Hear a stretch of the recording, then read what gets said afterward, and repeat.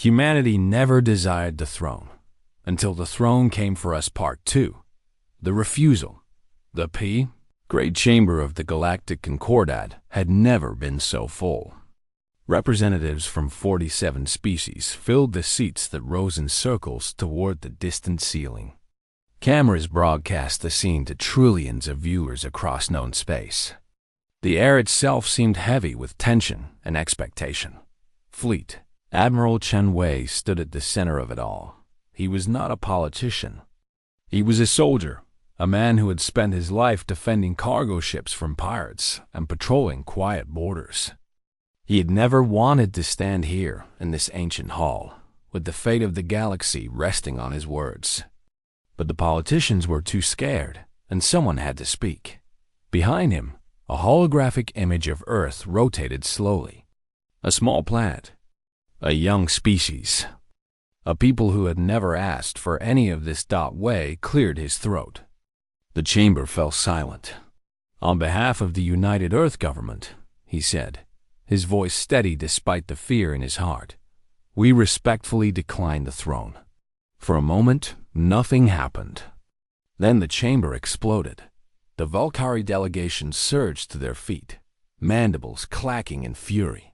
The Thesan representatives whispered frantically to each other, compound eyes reflecting 1,000 calculations.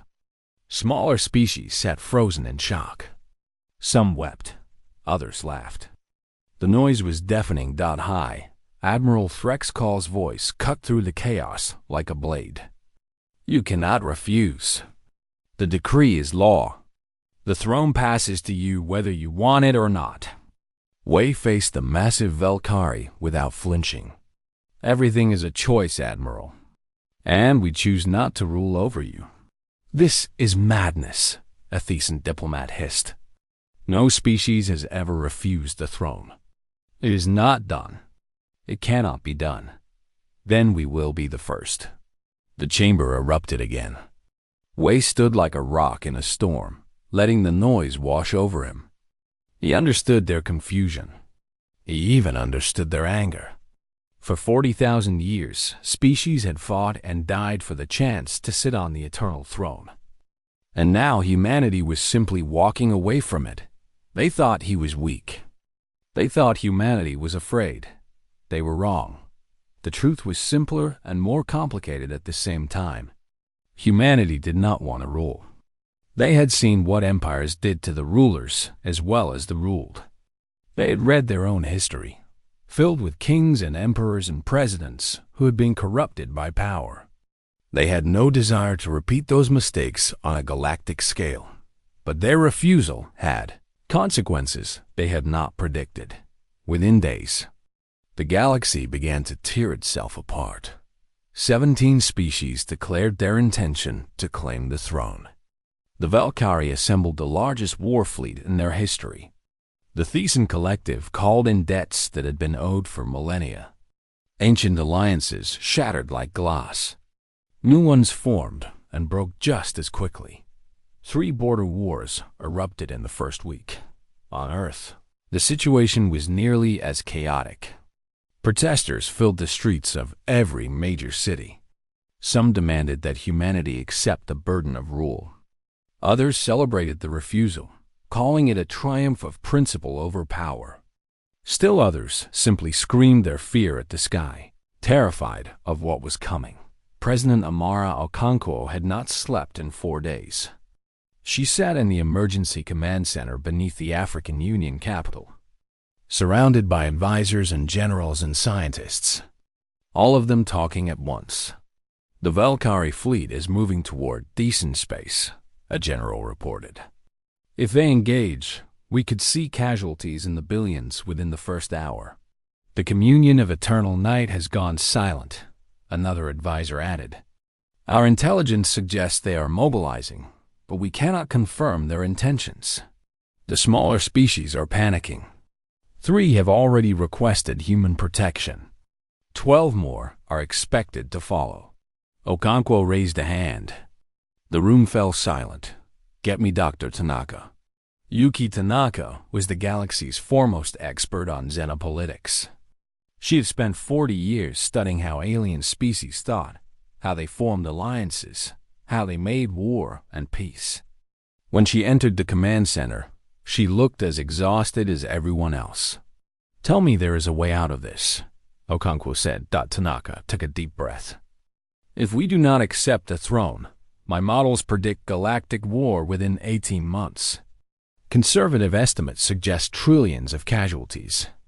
Multiple species face extinction, and if we do accept, then we become the target. Every species that wanted the throne will unite against us. We will be fighting a defensive war against the entire galaxy. We might survive. We might not. So we are trapped. Unless we find a third option." Okonkwo leaned forward. "What third option?" Tanaka pulled up a holographic display. It showed the galaxy, with lines connecting hundreds of worlds. For 300 years, humanity has been building something. Not an empire. Not an alliance. Something else. We have relationships with nearly every species in the Concordat. We have helped them, trained them, built infrastructure on their worlds. They owe us nothing because we never asked for payment. But they remember. They all remember. You want to call in favors we never earned. No, I want to show them a different way. The Emperor chose us because we are different. We do not think like them. We do not want what they want." Tanaka's eyes were bright with something that might have been hope. What if we use that difference? What if instead of refusing the throne or claiming it, we changed what the throne means? The room was silent. "That is insane," a general said. "It might also be our only chance," Tanaka replied. Okonkwo stood. She walked to the holographic display and studied the lines connecting world to world. 300 years of quiet work. 300 years of kindness that everyone had laughed at. "Do it," she said. "Show me this third path." Far across the galaxy and the darkness between stars, Grand Hierarch Xylith of the Communion of Eternal Night received word of humanity's refusal. His biomechanical body shifted in what passed for a smile. "They think they can escape the throne," he said to his gathered council. "They think kindness will save them. Should we move against them?" An advisor asked. "Not yet. Let them try their third path.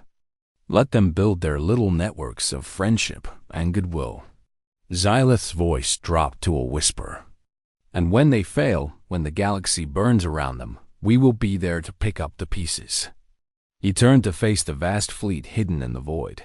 Humanity has never been truly tested. They have never faced an enemy that cannot be helped, cannot be reasoned with, cannot be won over with schools and medicine. His smile widened. "We will provide that test, and they will fail." Humanity never desired the throne, until the throne came for us. Part 1. The quiet species. For 300 years, humanity held a strange position in the galaxy. They were not powerful. They were not feared. They were not rich or ancient or wise by galactic standards. They were simply there, doing something that confused every other species in the Concordat. They helped people. Ambassador Elena Vasquez had spent 20 years representing Earth at galactic summits. She knew the looks well, the confusion, the pity, sometimes the quiet laughter behind closed doors. While the Velkari Empire built warships that could destroy moons, humanity sent agricultural experts to struggling colonies. While the Thesan Collective wove political schemes across 1,000 star systems, humanity trained doctors and shared medicine freely with anyone who asked. It made no sense to them. Power was the only currency that mattered in the galaxy. You either had it, or you served those who did. There was no third option. Elena sat in her office on Station Prime, reviewing reports from the latest humanitarian mission. 300 tons of grain delivered to a famine world. A new water treatment facility built on a desert planet. Medical supplies shipped to a species that could not afford them. Small things. Quiet things. things that would never make headlines or shift the balance of power. Her door chimed. She looked up to find High Admiral Threxkull of the Valkyrie standing in her doorway. He was massive, nearly 3 meters tall, with armor plates covering his body and mandibles that could crush steel. His species had conquered 40 star systems through pure military might. They respected only strength. "Ambassador," he said, his voice a deep rumble, "I require an explanation." Elena gestured to the chair across from her desk. It creaked dangerously under his weight. "What can I help you with, Admiral?" "Your people. I do not understand them." His compound eyes studied her with an intensity that would have frightened most humans. "Last month, your engineers repaired our orbital station above, Valkar 7, the station we use to coordinate military operations against the Thesan border. The station was damaged in a meteor shower. People were dying. They were Valkyrie military personnel. Your enemies, by any reasonable definition." Elena shook her head. "We don't have enemies, Admiral. We have neighbors we haven't helped yet." Threxkull made a sound that might have been laughter. "You have no strategy. You gain nothing from these actions. Territory, resources, political advantage, nothing. We gain friends. Friends." The Admiral spoke the word like it tasted bad. "Friends do not rule galaxies, Ambassador. Friends do not survive when the strong decide to take what they want." Elena smiled. It was a tired smile, one she had worn many times before. "Maybe not, but we sleep well at night." The Admiral left without another word. Elena turned back to her reports. She did not know that across the galaxy, in the ancient palace at the center of known space, something was changing.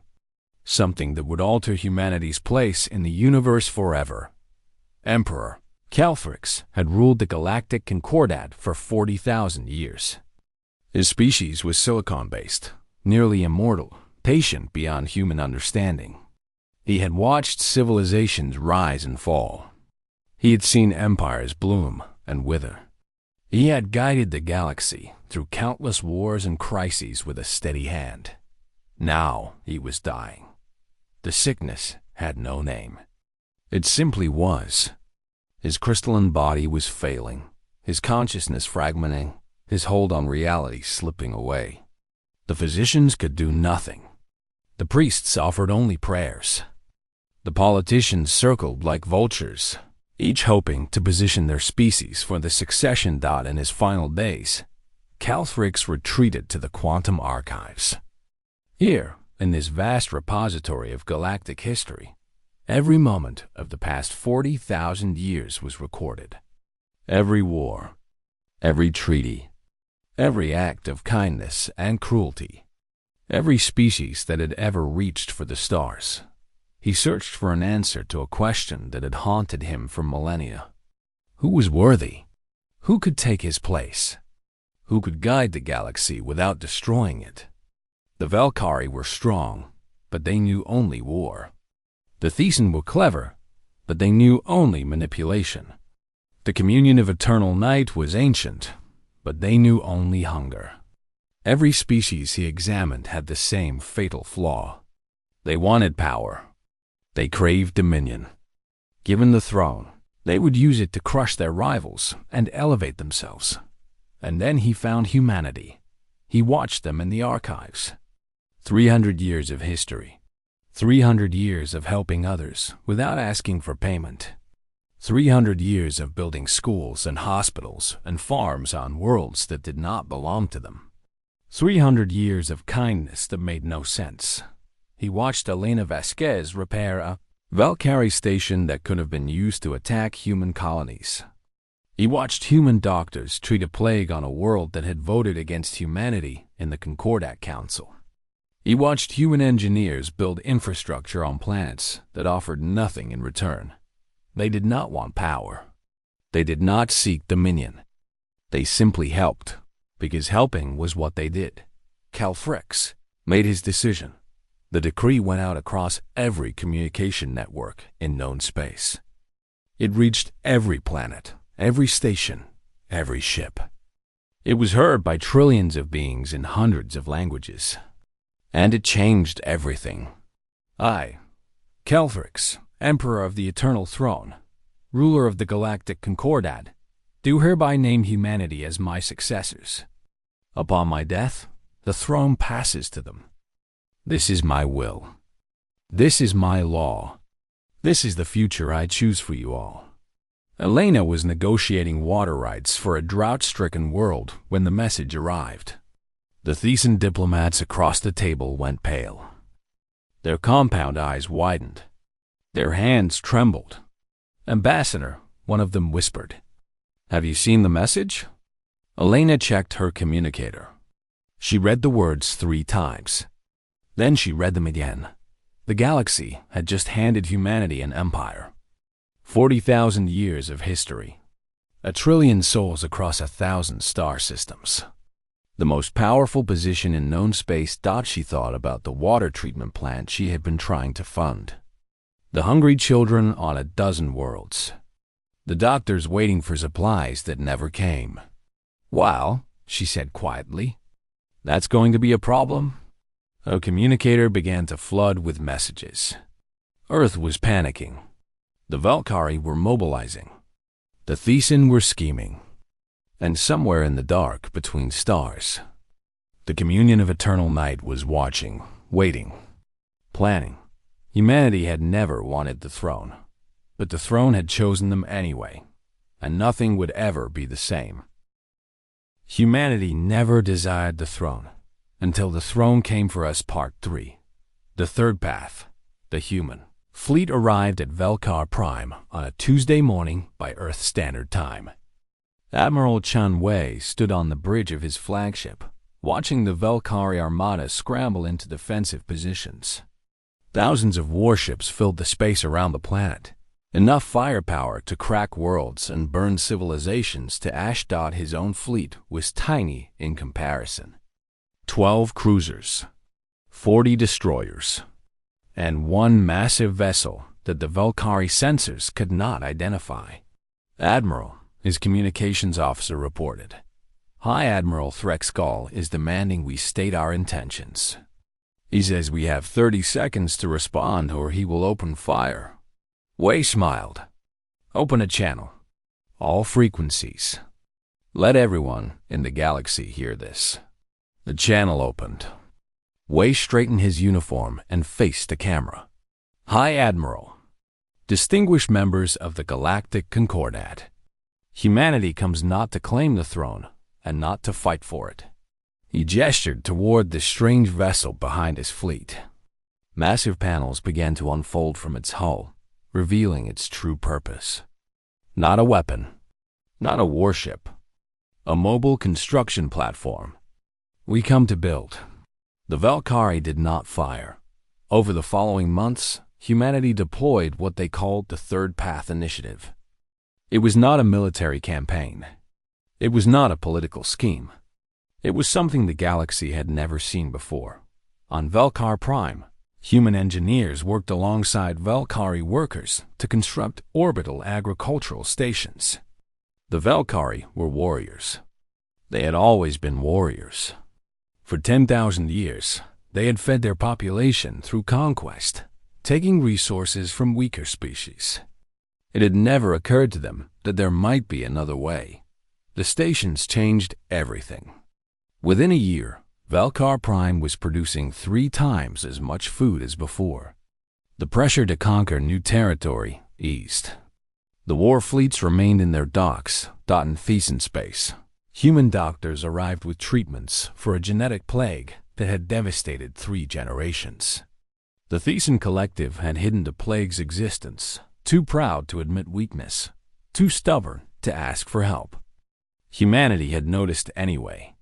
They had researched quietly, developed treatments in secret, and simply arrived with solutions that the Thesan did not know how to respond. They had spent millennia manipulating other species, using debt and obligation as weapons. And now humanity had saved millions of their people without asking for anything in return. On 100 worlds across the galaxy, the pattern repeated. Human engineers built power plants and water treatment facilities. Human teachers established schools and universities. Human doctors cured diseases and trained local medical staff. Human diplomats resolved disputes that had festered for centuries. They asked for nothing. They demanded nothing. They simply helped. The galaxy watched with a mixture of confusion and growing respect. This was not how power worked. This was not how empires were built. And yet, somehow, it was working. Ambassador Elena Vasquez spent those months traveling from world to world, explaining the third path to anyone who would listen. She met with kings and presidents, generals and merchants, priests and scientists. She answered the same questions over and over. Why are you doing this? Because it needs to be done. What do you want in return? Nothing. We want nothing. That is impossible. Everyone wants something.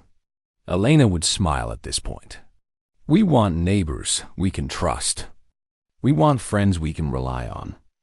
We want a galaxy that does not tear itself apart every time someone dies or retires. Is that so hard to understand? For most species, the answer was yes. They had never encountered anyone like humanity before. They did not trust kindness without conditions. They waited for the trap, the demand. The hidden price thought it never came. Slowly, carefully, the galaxy began to change. The Valkyrie stopped preparing for war against the Thesan. The Thesan stopped scheming against the Valkyrie. Smaller species that had lived in fear for millennia began to hope that maybe, just maybe, things could be different, but not everyone welcomed the change. Grand Hierarch Xylith of the Communion of Eternal Night had watched humanity's progress with growing hatred. His species had lurked at the galaxy's edge for 10,000 years, building their strength, waiting for the right moment to strike. They had wanted the throne since before most current species had achieved SPAC EFL IGHT. And now these children, these pathetic humans, were ruining everything. He called his council together in the great hall of their hidden fortress. Around him, 100 hierarchs waited in silence. Their biomechanical bodies gleamed in the dim light, ancient and terrible and patient. Do you see what they are doing? Xylith asked. They make themselves indispensable. Every world they touch becomes dependent on their goodwill. They build an empire without ever calling it one. Should we expose them? A hierarch asked. Show the galaxy their true intentions? Their intentions are exactly what they claim. That is what makes them so dangerous. Xylith's voice was cold. They genuinely want to help. They genuinely believe in friendship and cooperation. They are not lying. They are not scheming. They are simply naive. Then what do? We show the galaxy what humanity truly is. Beneath the kindness, behind the gifts. Xylith rose from his throne. Humanity has never been tested. They have never faced an enemy that cannot be negotiated with, cannot be won over, cannot be helped. They have never known real war. He gestured, and holographic images of human colony worlds appeared in the air. We will provide that test. We will attack without warning, without mercy, without reason. We will kill millions of their people and burn their worlds to ash. And when they respond with their usual weakness, their usual desire for peace and understanding, we will destroy them. And if they fight back? Xylith laughed. It was an ugly sound, like metal scraping against metal. They are builders, not warriors. They have spent 3 centuries learning to help people. They have forgotten how to kill them. He turned to face the vast fleet hidden in the void beyond his fortress. 10,000 ships. Weapons that defied physics. Soldiers who felt no pain and knew no fear. Prepare the fleet. In 1 week, humanity's experiment ends. The order went out across the Communion's hidden networks. Ships began to move. Weapons were charged. Soldiers were awakened from their deathless sleep, and on a small blue world called Earth, humanity continued to dream of a better galaxy, unaware that the greatest test of their existence was only days away. Elena Vasquez was reviewing reports from the Third Path Initiative when her communicator buzzed with an urgent message. She glanced at it, expecting another request for aid or another scheduling conflict. What she saw made her blood run cold. 3 human colony worlds had gone silent. All communications cut. All satellites destroyed. All 17 million inhabitants presumed dead. The Communion of Eternal Night had made their move, and the quiet species would have to learn to fight. Humanity never desired the throne until the throne came for us Part 4. The test. The images from the colony worlds were beyond horror. Admiral Chun Wei stood in the command center of Earth Defense, surrounded by officers who had gone pale with shock. On the screens before them, the ruins of New Beijing smoldered. Crater where cities had stood. Bodies floating in the void where orbital stations had been. 17 million people, gone in a single hour. The Communion's message had been simple. You are unworthy of the throne. We will prove it. The galaxy watched and waited. They expected humanity to break. 300 years of peace had made them soft, everyone assumed. 300 years of building schools and hospitals had made them forget how to fight. Now the Communion would expose the truth, and afterwards, the real powers would divide the throne among themselves. What they witnessed instead was something no one had predicted. Humanity did not panic, did not cry for mercy, did not beg for peace. They got angry. President Okonkwo addressed the planet from the steps of the United Earth Government Building. Her voice was steady, but her eyes burned with a fury that the galaxy had never seen from a human leader. 300 years ago, we joined the galactic community. We came in peace. We came to help. We asked for nothing but friendship. She paused. And now the Communion has killed 17 million of our children. Our mothers. Our fathers. Our brothers and sisters. She looked directly into the camera. We did not want war. We still do not want war. But if war is what they demand, then war is what they will get. And may God have mercy on their souls, because we will not. Within 72 hours, every human shipyard switched to military production. Civilian vessels were brought in for weapons and armor. Factories that had been building medical equipment began building missiles. Scientists who had been developing agricultural technology began developing weapons. The quiet species had woken up. And they were not happy, but humanity knew they could not win alone. The Communion had 10,000 ships. Humanity had fewer than 2,000. The math was simple. If they fought alone, they would die. Ambassador Elena Vasquez traveled to Velkar Prime. She found High Admiral Threxkal in his command center, watching reports of the human mobilization with something like wonder. You are actually going to fight, he said when she entered. We have no choice. You could surrender. The Communion would accept your submission. They might even let some of you live. Elena's smile had no warmth in it. We are not very good at surrendering. Threxkal studied her for a long moment. This was not the same woman who had talked about friendship and neighbors. This woman had steel in her spine and fire in her eyes. What do you want from the Velkari? I want you to fight with us. Why would we do that? This is not our war. Yes, it is. Elena pulled up a holographic display. The Communion has been lurking at your border for centuries. You have always known they were a threat. You have always known that someday they would attack.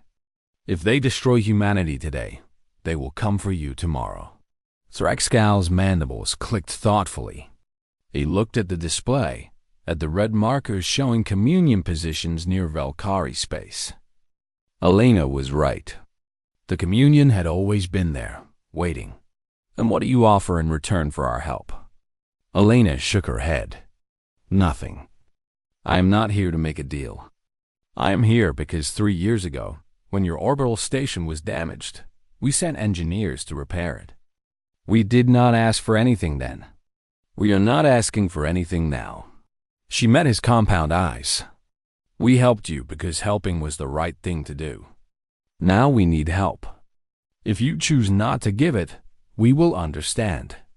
But we will fight either way. The Admiral was silent for a long time. You are strange creatures, he said finally. 300 years, and I still do not understand you. You do not need to understand us. You just need to decide if you want to fight beside us. Threxkull rose from his command chair. He was nearly 3 meters tall, covered in armored plates, a warrior born and bred. For 10,000 years, his people had known only war and conquest. The Velkari will fight, he said. Not because we owe you, not because of treaties or obligations. We will fight because you are right. The Communion will not stop with humanity. Across the galaxy, similar conversations took place. The Thesan Collective remembered the plague treatments humanity had provided. They sent their fastest ships. The smaller species humanity had aided for centuries answered the call with everything they had. Freighters became troop transports. Merchant vessels became supply ships. Even the neutrals, species that had never taken sides in any conflict, joined the growing fleet. No one ordered them. No one demanded their service. They came because they chose to, because humanity had spent 3 centuries earning their trust, without ever asking for it. The Battle of the Shroud Nebula would be studied in military academies for the next 10,000 years. Admiral Chen Wei commanded a coalition fleet of 6,000 ships. Velkari warships flew alongside Thesan cruisers. Human destroyers provided cover for freighters from a dozen smaller species. It was the largest combined fleet in galactic history, assembled not through conquest or threats, but through friendship. The Communion met them with 10,000 ships of their own. Grand Hiereth Xylith commanded from his massive flagship, confident in his superiority. They brought friends, one of his officers reported. The Velkari, the Thesan, others. It does not matter. Xylith's voice was cold. We have faced coalitions before. They will break when the killing starts. They always do. The battle began at dawn by Earth Standard Time. The first hours were brutal. Communion weapons tore through shields and armor like paper. Human ships died by the dozens. Velkari cruisers burned. Thesan frigates shattered into debris, but they did not break. The coalition fought as one. When a Velkari ship was damaged, human vessels moved to protect it. When a Thesan cruiser lost engines, smaller species towed it to safety. When ammunition ran low, freighters braved enemy fire to deliver supplies. Xylith watched his advantage slowly disappear. He had expected fear and chaos. He had expected the coalition to turn on each other when the pressure mounted. Instead, they fought harder. They covered each other. They refused to retreat. This is impossible, he hissed. They are not warriors. They should be running. Gon Grand Hierarch, an officer reported. Their morale is not breaking.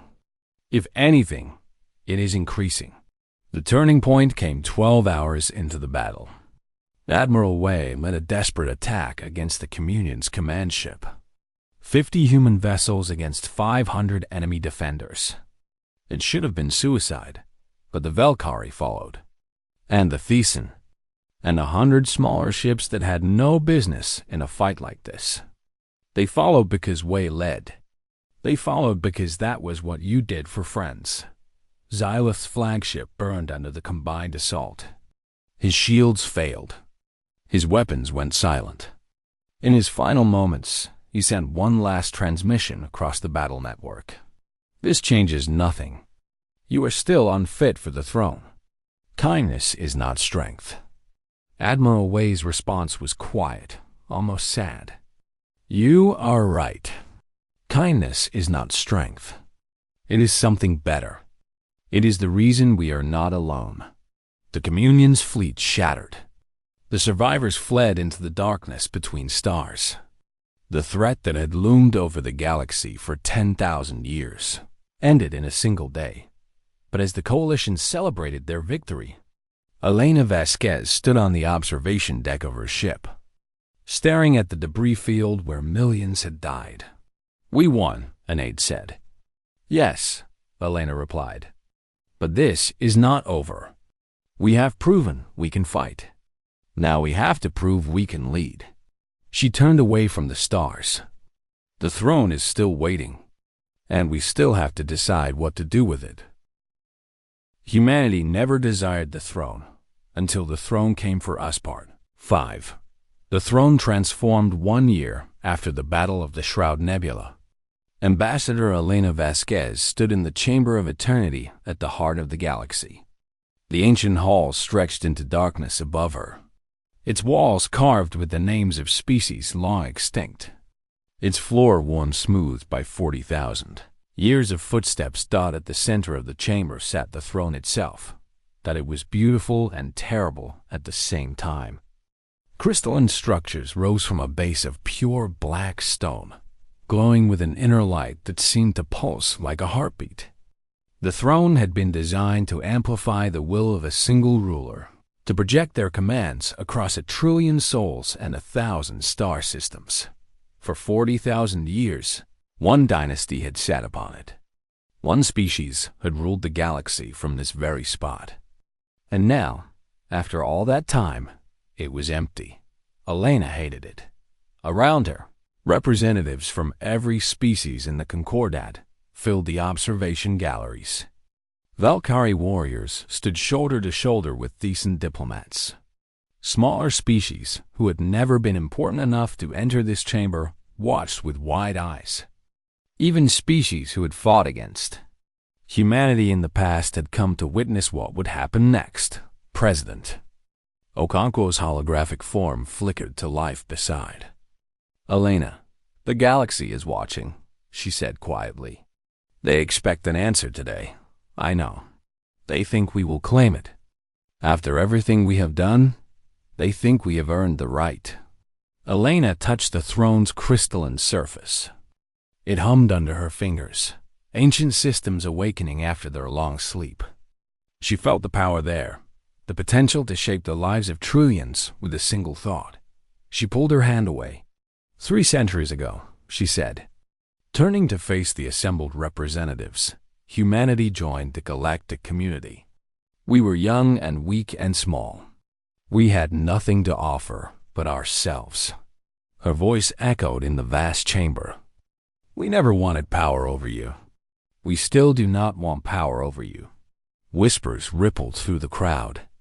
The Valkyrie shifted uneasily. The Thesan leaned forward, calculating. But we have learned something in this past year, Elena continued. The throne exists because the galaxy believes it must exist. Someone must rule, or chaos follows. That is what 40,000 years of history has taught you all. She turned back to the throne. We think that history was wrong. Light blazed from the crystal. The ancient systems, designed to concentrate power in a single ruler, began to change. The throne's structure shifted and flowed like liquid metal, splitting into dozens of separate pieces. Humanity accepts the responsibility of the throne, Elena said. But we do not accept the throne itself. The transformation continued. Where one seat had stood, 47 seats now formed a great circle. They were different sizes, different shapes, designed to fit the bodies of every species in the Concordat. But they were equal in position, equal in authority, equal in power. The throne was built to concentrate power in one species, one ruler, one will, Elena explained. We are rebuilding it to distribute power. Every species will have a voice. Every world will have representation. There will be no emperor. There will be no single ruler. Instead, there will be a council. The crowd erupted. Some shouted in anger.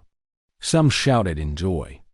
Some simply stared in disbelief at what was happening before their eyes.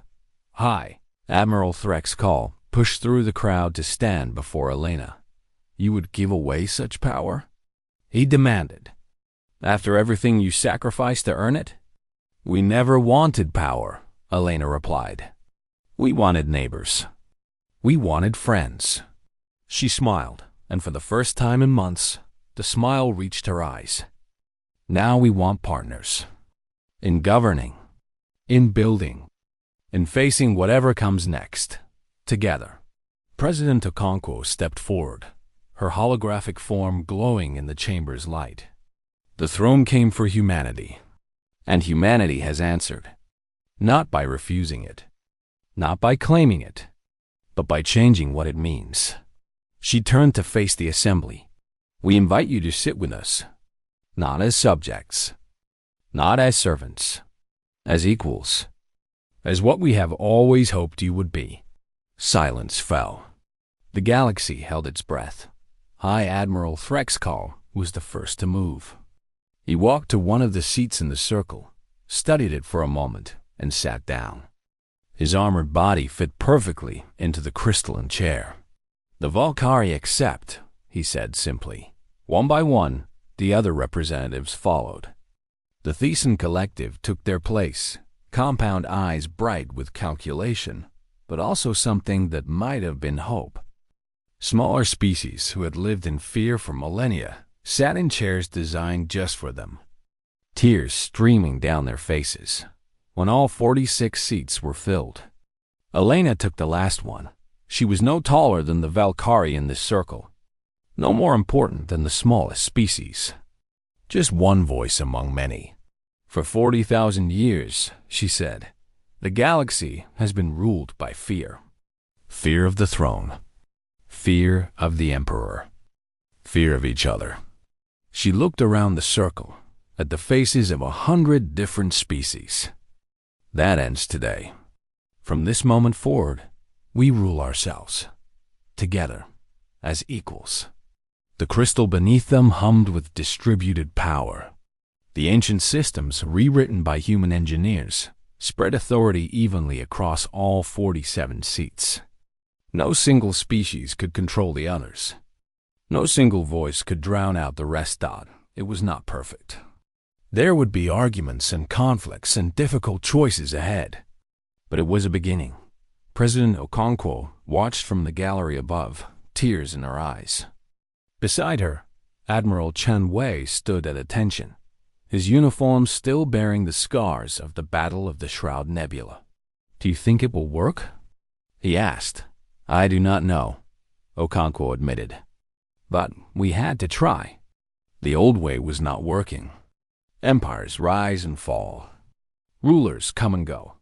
But maybe, just maybe, if we share the burden, we can build something that lasts. Below them, the Council of Equals held its first meeting. Representatives who had been enemies for millennia sat side by side and talked. About trade. About borders. About the future. About hope. In the darkness beyond the chamber, the galaxy stretched out in all directions. 1 trillion souls on 1,000 worlds, looking up at the stars and wondering what would happen next. For the first time in 40,000 years, the answer was not predetermined. The future was not in the hands of one species or one ruler.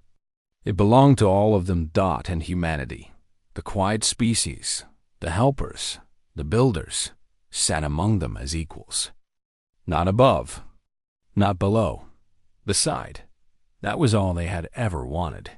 Elena Vasquez looked around the circle at her fellow counselors. Valkyrie and Thesan and 100 other species who had never agreed on anything were now working together, building something new. Humanity never desired the throne, she whispered to herself. But maybe we were always meant to change it. In the great chamber at the heart of the galaxy, the Council of Equals continued to meet. And for the first time in a very long time, The universe seemed just a little bit brighter. The end.